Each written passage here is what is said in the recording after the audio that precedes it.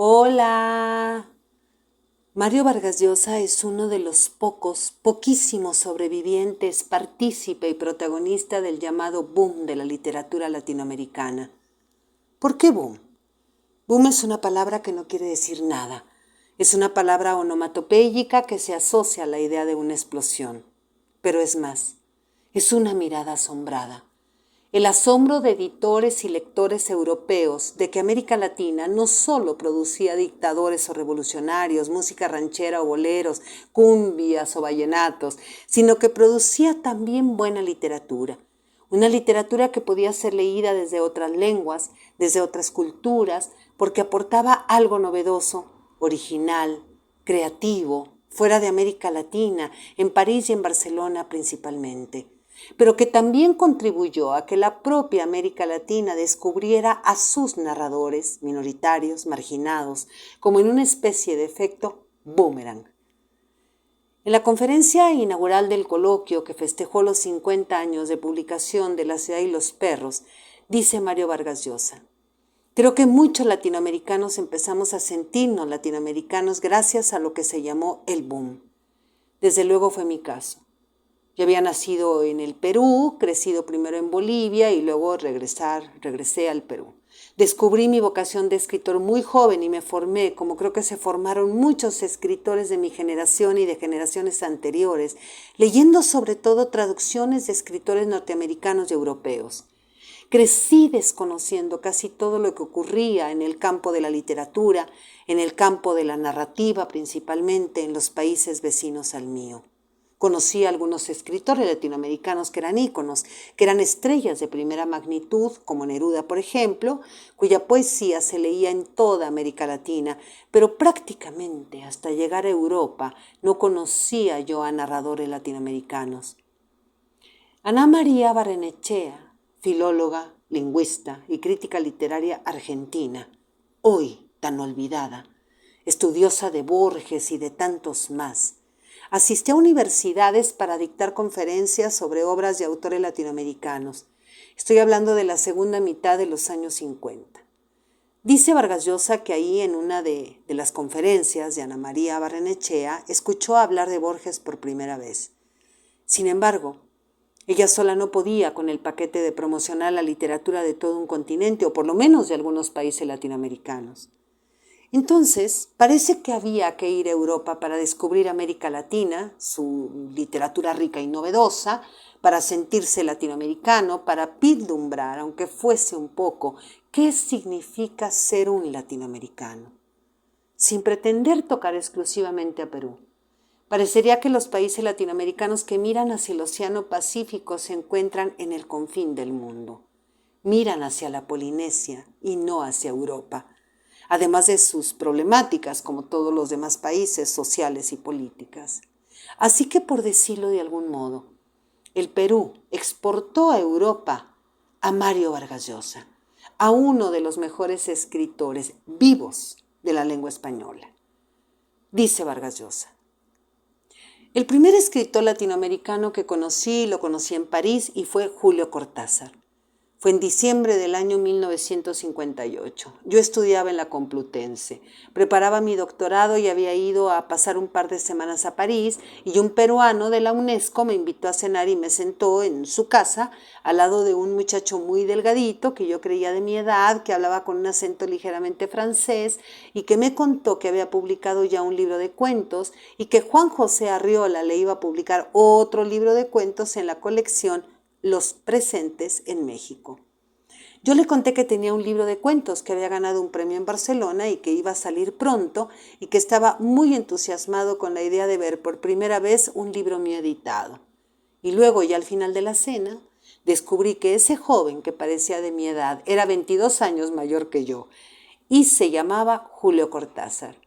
Estaba allí con su mujer, con Aurora Bernardes, dos personas para mí muy importantes. En numerosas ocasiones, Mario Vargas Llosa ha recreado un retrato de Julio Cortázar. Dice: Julio Cortázar era un personaje sumamente cortés y sumamente distante. Tenía esa cortesía que a uno lo mantiene siempre lejos, Podía ser muy cariñoso y entrañable y al mismo tiempo uno sentía constantemente que había en él una dimensión secreta, seguramente la más importante de su personalidad, aquella que alimentaba sus escritos, a la que uno no podía nunca llegar. Vivía muy aislado, detestaba lo que eran las reuniones grandes, detestaba la política. Le interesaban cosas más bien raras, una cierta dimensión de la realidad misteriosa, esotérica, incontrolable racionalmente, y eso desde luego le fascinaba. Ir a una exposición con Julio Cortázar era deslumbrante por la vivacidad de sus observaciones, la riqueza de sus comentarios. Al mismo tiempo era un hombre muy modesto. Era un hombre que carecía de ambiciones sociales, de la figuración, por ejemplo, que es natural, normal en el mundo de la literatura. De pocos amigos, pero con los que se mostraba realmente entrañable, y de una cultura literaria riquísima, sesgada y original. Aprendí mucho de él, y entre las muchas cosas que le admiré fue su generosidad. Fue una de las primeras personas a la que le llevé yo mi novela La ciudad y los perros. Me hizo unos comentarios muy generosos y trató de conseguirme un editor. Fue Julio Cortázar quien escribió al editor Joaquín Díez Canedo en julio de 1962 para recomendarle Los impostores, que fue el primer título de Mario Vargas Llosa, para que él fuera publicada por la entonces novísima editorial Joaquín Mortis, creada en México en 1962. Cuando Jorge Luis Borges viajó a París en 1963, fíjese bien, un viaje fundamental para la literatura latinoamericana. Vargas Llosa ahí lo conoció. En ese entonces, Vargas Llosa trabajaba como periodista en la radio-televisión francesa y fue a entrevistarlo. Aquí reproduzco un mini fragmento y si usted conoce a Borges, segurito esbozará una leve sonrisa. Le dice Vargas Llosa a Borges: tengo entendido que asistió al coloquio que se ha celebrado recientemente en Berlín entre escritores alemanes y latinoamericanos. ¿Quiere darme su impresión de ese encuentro? Y Borges responde: bueno, este encuentro fue agradable en el sentido en que pude conversar con muchos colegas míos, pero en cuanto a los resultados de esos congresos creo que son puramente negativos. Y además parece que nuestra época nos obliga a ello. Yo tuve que expresar mi sorpresa, no exenta de melancolía, de que en una reunión de escritores se hablara tan poco de literatura y tanto de política. Un tema que es más bien, digamos, tedioso. Pero desde luego agradezco haber sido invitado a ese congreso, ya que para un hombre sin mayores posibilidades económicas como yo, esto me ha permitido conocer países que no conocía, llevar en mi memoria muchas imágenes inolvidables de ciudades de distintos países. Pero en general, creo que los congresos literarios vienen a ser como una forma de turismo, ¿no? Lo cual, desde luego, no es del todo desagradable. Las conferencias de Borges en París suscitaron un entusiasmo y una admiración verdaderamente notables. Participó en un homenaje organizado por la UNESCO a Shakespeare. ¿Se imagina usted a un latinoamericano a inicios de los 60 en la UNESCO? Nada más y nada menos que a un hombre frágil mirando al vacío, dictando una conferencia magistral sobre el gran bardo inglés. Dicen los biógrafos de Borges que una ovación estruendosa celebró su intervención. ¡Qué grande es Borges! A partir de ese viaje a París comenzaron a traducirse las obras de Borges al francés. Ingresó a la literatura latinoamericana en Francia e ingresó, fíjese bien, por la puerta alta y ancha del respeto. Al mismo tiempo que ocurría esto en Francia, en Barcelona, Carlos Barral, editor de Seix Barral, tendía un puente con Latinoamérica. En esta antes pequeña editorial se publicó la novela de Mario Vargas Llosa, La ciudad y los perros. Carlos Barral hizo un notable esfuerzo para difundir la novela, aunque para Mario Vargas Llosa, quienes la dieron a conocer, según él, fueron los militares peruanos que la quemaron públicamente, pero no la prohibieron. En ese entonces, estamos hablando de inicios de los 60, Carlos Fuentes ya había publicado La región más transparente, una novela que tuvo una excepcional recepción, una novela que dio a conocer a Carlos Fuentes. Luego, con su segunda novela, La muerte de Artemio Cruz, Fuentes fue muchísimo más conocido e importantísimo decirlo, fue traducido. Fuentes fue un tejedor de redes personales, promotor de autores tanto jóvenes como consagrados y unificador de los diversos islotes en que estaba dividida la literatura y cultura hispanoamericanas en la década de 1950-1960. Fuentes llevó a cabo una fervorosa actividad promotora, difusora, que incluía gestiones ante editoriales y agentes literarios en Francia, Estados Unidos, Inglaterra y otros países para facilitar la traducción de libros de autores hispanoamericanos. Fuentes muy pronto se convirtió en el nudo central de una tupida red formada por revistas, escritores, traductores, editores y agentes literarios. Él movía los hilos de las redes literarias en las que adquiría una gran centralidad. En Carlos Fuentes el talento literario era inseparable del encanto personal. Era apuesto, culto, ameno, divertido, políglota. Había viajado por medio mundo y tenía amigos y conocidos famosos por doquier. Daba siempre una impresión de seguridad y de éxito. Nos hace mucha falta una figura como la de Carlos Fuentes, En 1962, Vargas Llosa lo conoció también en razón de sus actividades periodísticas. La radio-televisión francesa me envió a México, dice Vargas Llosa, donde había una gran exposición francesa y Claude Cuffon me dio una carta para él. El entusiasmo de Fuentes por la ciudad y los perros y la enérgica tarea de promoción que de ella hizo en la televisión, en suplementos literarios, en cartas privadas y en conversaciones con amigos, constituye un capítulo importante en la circulación y recepción de la primera novela de Vargas Llosa. Sirve también para subrayar, una vez más, la importancia de las redes transnacionales de escritores, editores, agentes y traductores. Eso que algunos en son de broma y otros en tono acusatorio denominaron mafia, en el desarrollo del boom y de las carreras individuales de sus figuras más importantes. El boom no fue una mafia, el boom fue una red. Mario Vargas Llosa expresa así su retrato de Carlos Fuentes. Era un seductor nato, pero no solo de señoras. A los señores también los encantaba con inteligencia, con su brillantez, y al mismo tiempo esta persona que parecía una figura eminentemente social era un trabajador incansable, muy disciplinario. Era muy contradictoria su personalidad, y la prueba es la obra de dimensiones balzaquianas que ha dejado. Cultivó todos los géneros, la novela, el ensayo, el cuento, el teatro y hasta en algunos momentos la poesía, dice Vargas Llosa. Era un conferencista y era además un extraordinario promotor cultural. Creo que nadie contribuyó tanto a acercar a los escritores latinoamericanos y a tender entre ellos lazos de amistad y embarcarlos en proyectos conjuntos como Carlos Fuentes. Fíjese usted el apoyo tan importante que Mario Vargas Llosa tuvo de Julio Cortázar y principalmente de Carlos Fuentes. A Gabriel García Márquez lo conoció primero por carta, cuenta él mismo. Cuando trabajaba en la radio, televisión francesa, recibió un libro para comentarlo.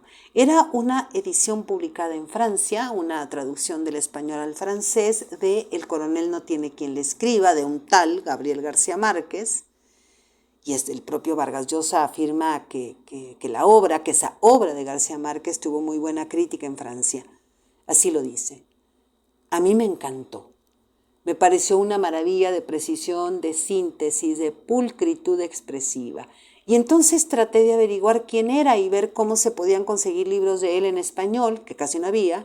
Dicho sea de paso, sus ediciones se habían publicado en ediciones muy pequeñas, casi familiares, y así entré en contacto con él por correspondencia. Tuvimos una larguísima correspondencia y una sólida amistad. Tiempo después, Gabriel García Márquez y Mario Vargas Llosa se conocerían en Caracas en la entrega del primer premio Rómulo Gallegos. Hacía poco que García Márquez había publicado Cien años de soledad, una obra que desde el momento de su publicación fue muy leída, tanto por lectores exigentes como por aquellos que no lo eran tanto, porque es una novela de lectura aparentemente muy fácil, muy directa, pero que también puede ser leída como una novela compleja y rigurosa, porque el libro es todas esas cosas a la vez y más. Fue una obra que llegó a todas partes, que fue traducida casi de inmediato, que tuvo y tiene un inmenso éxito de crítica y de público. A Mario Vargas Llosa y a Gabriel García Márquez los unió fuertemente la figura de Carmen Balcells, la agente literaria que jugó un papel casi tan importante como el de Carlos Barral para convertir a Barcelona en uno de los centros fundamentales del boom. Carmen Balcells, enterada de la existencia de García Márquez, tomó un avión, fue a ver a García, vino a México a ver a García Márquez, se convirtió en su agente literario y le pidió que dejara México y se fuera a vivir a Barcelona. Poco tiempo después, Carmen Balcells va a Londres, donde Vargas Llosa estaba viviendo, según el libro de cartas del boom. Carmen lo buscó, entró en su casa y le dijo: hoy día renuncias a la universidad y te vas a vivir a Barcelona. Así pues, el escritor peruano se fue a vivir a Barcelona. Sin duda, algo tremendamente positivo que generó el boom fue la atracción que Barcelona, París y Londres ejerció en los escritores latinoamericanos, colombianos, mexicanos, peruanos, argentinos, que iban a Barcelona porque sentían que allí debían estar, porque creían que ese era el lugar donde un escritor podía triunfar, porque allí había editores y porque si lograban que sus obras se editaran en Barcelona, entonces sus libros se distribuirían por toda América Latina. ¿Ve por qué le digo que el boom es un boomerang?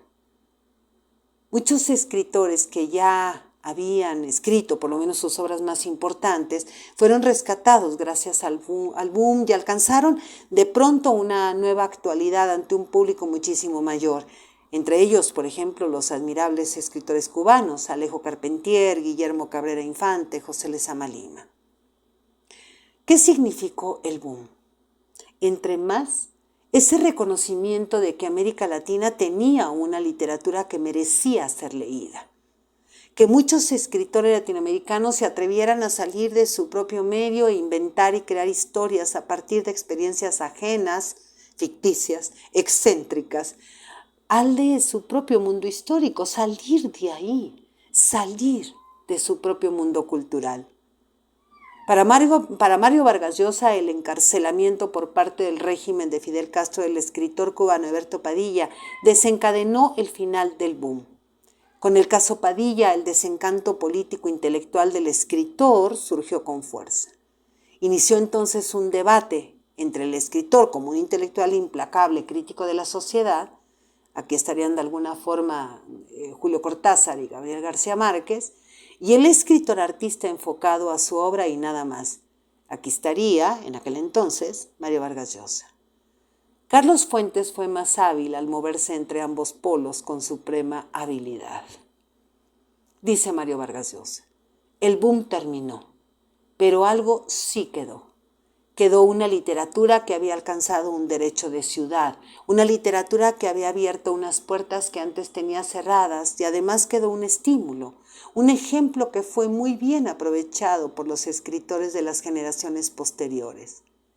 Nada ha contribuido tanto como la literatura, como el boom, para crear conciencia de que algo anda mal. Nada ha contribuido tanto a recordarnos que la vida está mal hecha, que el mundo es insuficiente, como las novelas del boom latinoamericano. Soy Margarita Díaz de León, Literatura en Espiral.